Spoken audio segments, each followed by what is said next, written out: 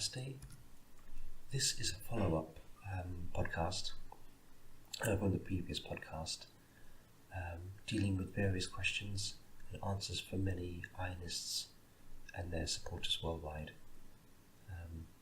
This evening's Q&A, question and answer session, is from Aaiyyanist M. As usual, I won't read out his full details due to privacy concerns, but I shall just I'll email you also, Mr. M, so I can point you to this podcast reply. Okay, so let's. But before I talk about that, I would like to mention in the previous podcast and the subject of incense. So I was supposed to say, if you're allergic to any type of incense, then we urge you caution, and you should not use the Google or Sal incense or the Aaiyyanist incense of Kashkin iron. So if you're allergic, don't use incense, basically. I believe the Aaiyyanist admins have asked me to mention that message, and they've also put the message in the previous podcast in the description as well. So, summary: if you're allergic to incense, don't use incense. I guess it makes sense. We don't want you to be ill or anything. So I think the statement is: if you're allergic to any type of incense, then we urge caution, and you must not use incense. Okay, yeah, just be safe. We don't want people to have coughing fits or asthma attacks or anything like that. So, okay, what else is there? So I'll get right to the letter from Aaiyyanist M. Okay, so I'll start reading now. This is the letter, so not my words. Namaste. I am sorry to not have kept up with the monthly correspondence. Since last contact, I have kept the practice of the Condal Bien symbol approximately 50 minutes daily. 50 minutes daily. I have also continued the practice of healing distressed animals at least a few times a week with the Uyarttuyan symbol. Okay, so that's good. As most Aaiyanists know, the Yantras Loka, which is, I've actually got this set up, so I've got the Yantras to the left hand side of me, hopefully, if you watch this video. Otherwise it'll just be a picture of me, as usual. So hopefully, no, I think I've got this right this time. Or if I've got it wrong, the admins will correct it later and put my face onto one side and show the Yantras on another side. Okay. As most Aaiyanists know, anyway, let's go back to it. The Yantras Loka, which hopefully would be the blue image to my left or to my right side, is used to increase the meditative, psychic, and spiritual energy levels of some other person. It's also used in astral projection as well, as I mentioned in a previous podcast. There are a couple of podcasts which I might actually redo, which I am going to redo. They were taken down by the admins because I was talking about the Yantras, but there was no image of the Yantras, so it was a bit of a... If someone was watching YouTube, it would have been a bit pointless. So they've asked me to do it again, and I've got the transcripts, which are on the Patreon side actually. So I can use my own transcripts to do my own podcast. So I might do that next week actually. In fact, they're actually, how can I put it? The admins are revamping the YouTube video site, putting a picture of me in an informal pose. I'm usually informal, but more informal than usual. And they'll put thumbnail images, and they're going to try to make the channel grow a bit, just to spread the word to non-Aaiyanists. I think most Aaiyanists listening to this just get their information from maybe the podcast or the actual audio podcast, and the Patreon site and the Aaiyanists website and all the other things that you read. Anyway, so I'll probably redo the astral projection podcast, and I think the one about demonic entities in a couple of weeks' time. Hopefully better than it was before. Okay, so what's there? So also I should have as I mentioned, the Yantras to the left of me or the right of me, but you can also see high resolution images of the Yantruyan Loka on the Patreon site, and on all the other Yantras I'm going to mention. So continue on. So to work with this Loka and make it become more attuned to you, you can draw the yantra, meditate on it and memorize it, and chant the mantra of Kondal Bien. Kondal Bien. You can also focus your sight on it until it fades from view, sort of disappears from view, and the Loka opens itself up to you. There is also a breathing technique that you can perform beforehand to become more attuned to this Loka and the meditative state. The technique is as follows. So you meditate on the Loka Yantra, the symbols, and then slowly and deeply breathe 10 times. And for each breath, inhale to the count of 5. So you breathe 10 times, and for each breath, inhale to the count of 5. You must then hold your breath to the count of 10. Finally, you must exhale slowly to the count of 10. While you count, you must do this to your own attuned state, so not too fast or slowly. So you will also know the rate at which you must perform this. As you breathe and focus on and meditate on the Loka, try to raise your consciousness above your head. This will aid you achieving the required meditative state and raise your spiritual energy. So also in the letter, the letter writer mentioned the Uyarttuyan Yantra in the email, which should be the right image left of me, or right to me, but one of the images there. So just a brief background for new listeners. From the Aaiyanists Healer's Manual, it states that the multiple combined symbols of the yantra specialize in healing any ailment with the soul, so illness due to the soul, and basically any issues with your client's relationship with the universal Om, Brahman. So it's to heal basically any issues with your link to Brahman and your soul. And they were defined during the reign of Guru King Aaiyyan, but were refined during the time of the 12 Gurus also. Maybe I should do a history Aayanism podcast later.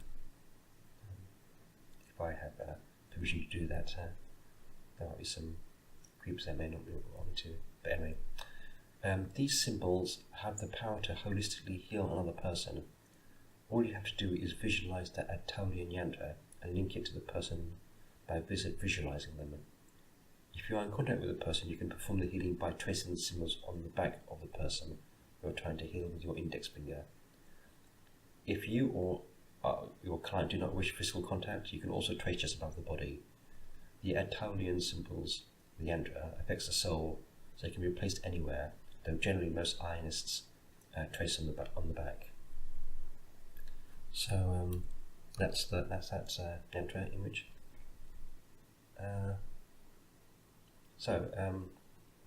As the letter writer states, he's using this to heal animals, which, to my mind, means that he's closely attuned to the Harita, the green school of Hindu Aaiyyanism. These healing techniques can be used not just on people, but on animals also.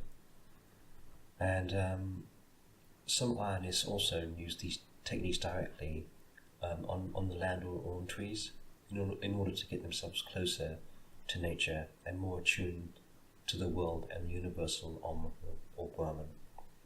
So by healing people, animals, and also linking to other living things such as plants and animals, and inanimate objects which are part of Earth, like rocks and stones, one can begin to understand the holistic nature of Aaiyyanism, the holistic nature of the whole. Yeah, actually, I should mention that in my youth, many years ago, I'm quite old now. Yeah, I used to know some old gurus and high Aayanis who would open the Taolian Yantra on mountains, in fact, and rocks in high places, in temples, obscure, isolated temples like that, in Tamil Nadu and elsewhere. So not on living things, but on ancient inanimate objects. So this is actually a deep and ancient form of Toshja in Aayanism. So I don't suggest that you do not suggest that you perform this yourself. Though as usual, if you are attuned to it, then by all means you can do it if you wish. So I'm not telling you not to do it, but when I mean attuned, what I mean is that if I'm speaking these words to you, and your spiritual karmic memory recognizes it, what I say, that means you were used to it in the past, and then you should continue doing it. So that's opening that yantra on stones, the Taolian yantra. Well, I lost my train of thought there for a minute. Just thinking back to the ancient times, my youth, about all the various people, masters and gurus and Aayanis, and who I worked with. Anyway, so I'll continue on with the letter. I have begun, so this letter again, so I've begun using the Uyarttuyan Yantra along with the prayer list from the YouTube channel. I try to do it daily, though I don't always find time. I notice right away when the loka opens and feel it in the centre of my chest. I've also noticed that some days I get the same feeling of the loka around noon, even though I do not get to practice.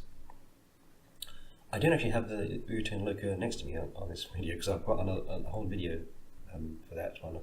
So, and the admin's always linked to that video, so there's no. I thought there's no point putting me another image next to me. I think they're quite squished at the moment.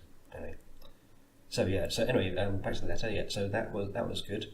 When you are tuned to open the Uyarttuyan Loka to send positive energy to people, then if you forget to do it and don't have time to open it, you have to remember that there are countless people around the globe who are also opening this loka space, and you are basically just feeling that resonant energy of this act.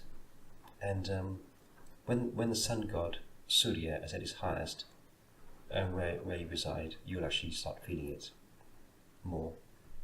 So time is actually irrelevant when opening dimensions, but when the sun is high, the positive energy from Surya is the greatest. So that's when this resonant energy will come to you.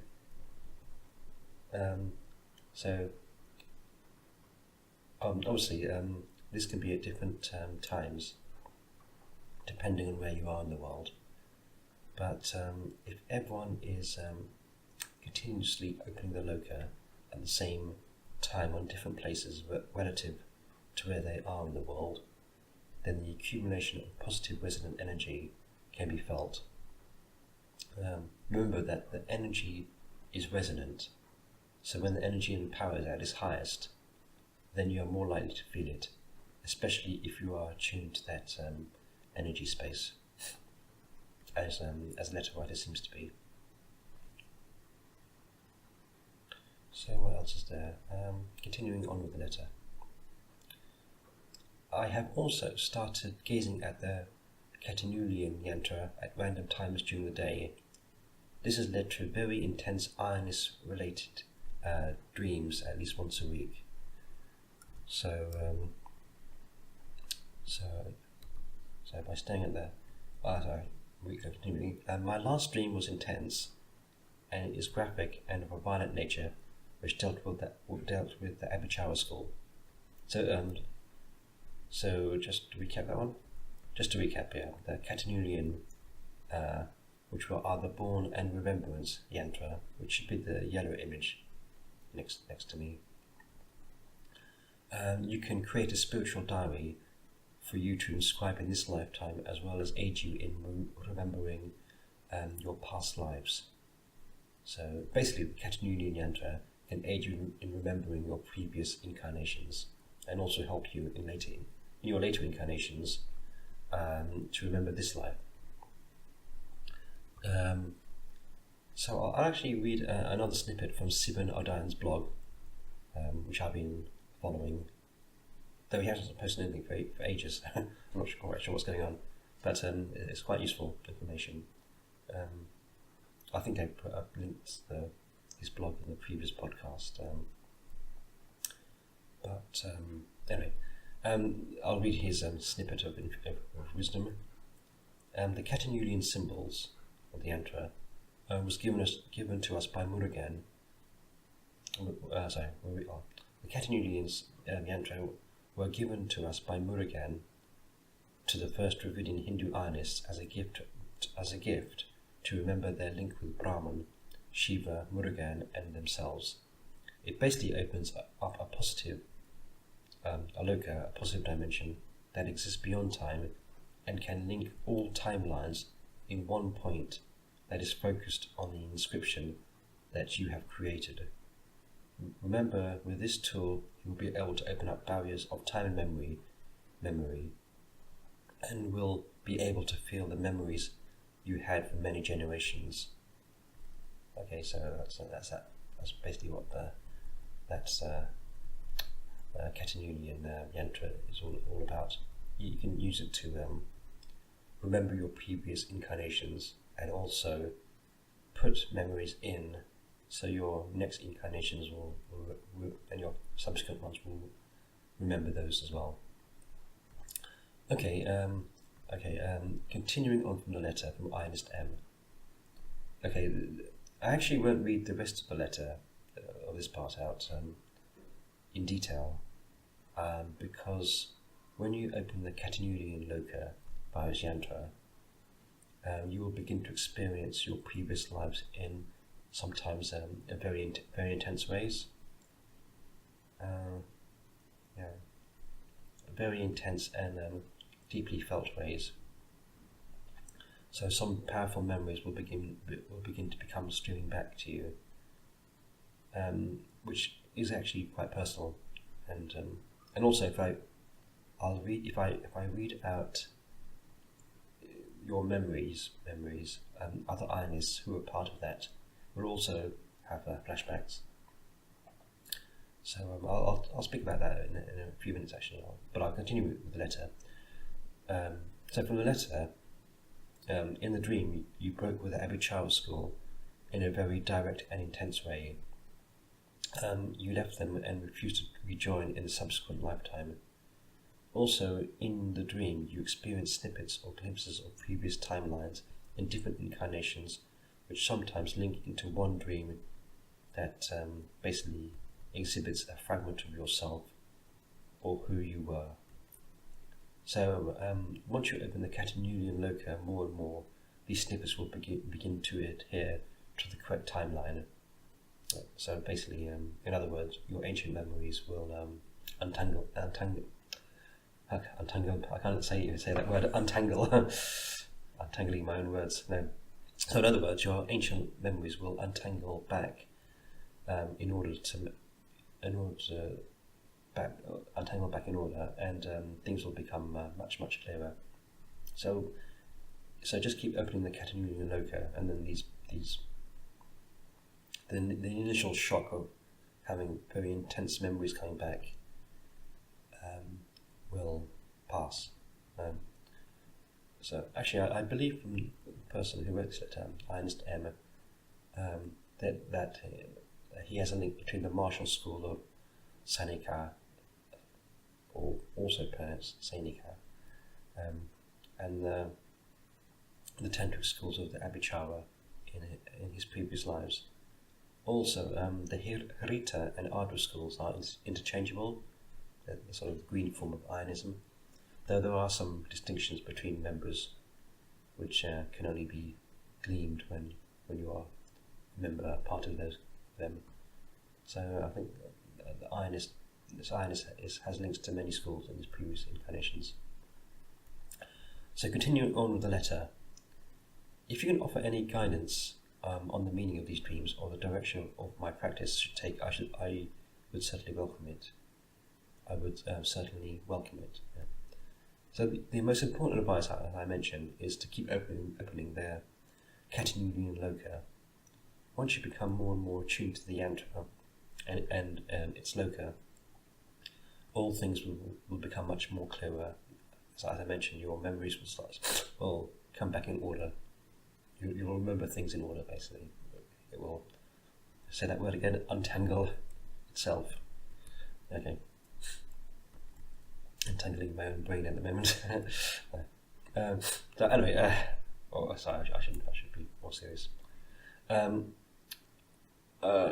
that's my train of thought as usual. I've been actually doing some astral projection just almost half an hour ago, so it's not a good time to then break from that and then start doing podcasts. I was asked the Aaiyyanist admins have got me in a timetable, and I've got lots of other duties to do, so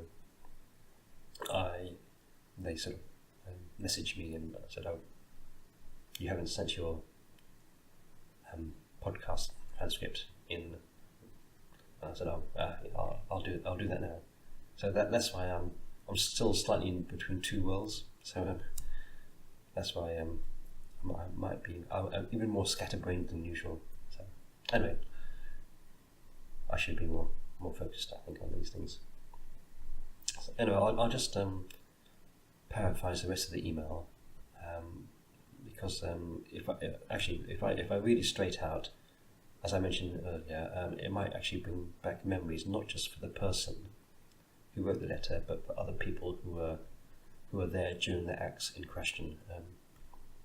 So in other words, by reading out the details of the vision of the memory, I actually may spark memories or flashbacks from people who were tantric Aaiyanists, who were there at the ritual in question, which is in the details of the email, which I won't read out. So someone else who listen to this might think, well, not know what I'm talking about, but I guess the letter writer knows what I'm talking about. So this is the final part of the email. Without the details, I'll just try and summarize it.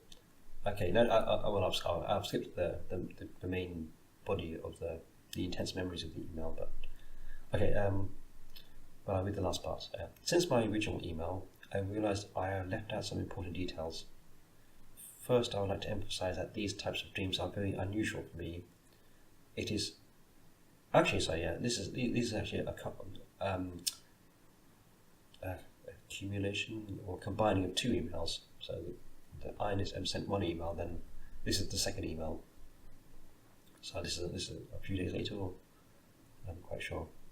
So since my original email, I left out some details. I'd like to emphasise that these types of dreams are very unusual for me. It is unusual for me to ruminate on my dreams for this long, as I usually forget them shortly after they occur. But this one has continued to bother me since the original dream, I've also continued to have dreams along the same lines. Okay, yeah, so that's good. Well, actually, it's not good that you're bothered about it, but it's good that these that you're sort of becoming attuned to these things. So yes, the takeaway from the letter is that basically what you've done in a previous life is done. And what's the phrase? Done and dusted. It's finished. So and you cannot undo it. You've already done it, so you can't be taken back. It's a form of spiritual. What's the word I'm looking for? Spiritual post-traumatic stress, I guess, from your previous lives, and this is sort of what actually binds karmic actions and karmic law. The stress of your previous life, your ancient life, actually that is, directing you and controlling your actions in this life and your subsequent lives. So the trick is to break with the karmic cycle and become one with everyone. So what you need to do is embrace your tantric spirit and all the other paths that your subconscious mind is leading you to, and basically follow your heart. Yeah, that sounds like a little cliche, doesn't it? Follow your spirit, or well, your subconscious is leading you, and it's also affecting your consciousness now, and you're being led down a path which is your path. So if you fight it, yeah, you can fight it if you want to. Eventually, in your many lifetimes, you'll eventually become. You'll actually lead to where you're supposed to be anyway. So break with the karmic cycle and embrace your tantricness and also the other schools that you've had interests in this life and your previous lives as well. So keep opening all the yantras that you're doing, the ones hopefully to the left of me, because every time you open yantras, Aaiyyanism is a vocational practice, and by opening the yantra, you'll basically become more attuned to it, to them, and to the lokas or talas or whatever the yantra is pointing to. And the ultimate aim is to break from the karmic debt, and by remembering your previous lives, that's basically one of the tools you can help to achieve breaking your karmic debts. So, and once you're karmically free, basically, the next step is becoming one with Brahman.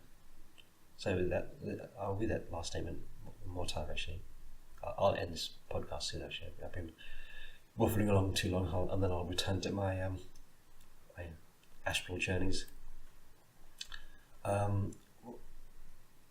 If you can remember your previous lives, you'll understand all the karmic backlog that you have, and you'll be able to work through it in this life and become karmically free. And once you can do that, then it's more, well, it's a small step, but it's you're able to become more one with Brahman. Then you can enter that state where you can have oneness. And so in summary, all this is that keep opening the yantras, try to work through your memories, and once you're karmically free, you'll know what to do once you remember what you did. If that makes sense. Or actually, some Aaiyanists don't. They remember their memories and then they dwell on them. And some memories may take many lifetimes to work through some karmic debt. Anyway, so once you've done all that, once you're karmically free, your journey towards Brahman oneness can properly begin.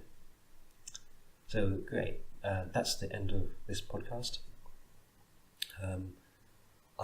Next week I'll redo the couple of podcasts that I did previously, which have been taken down, and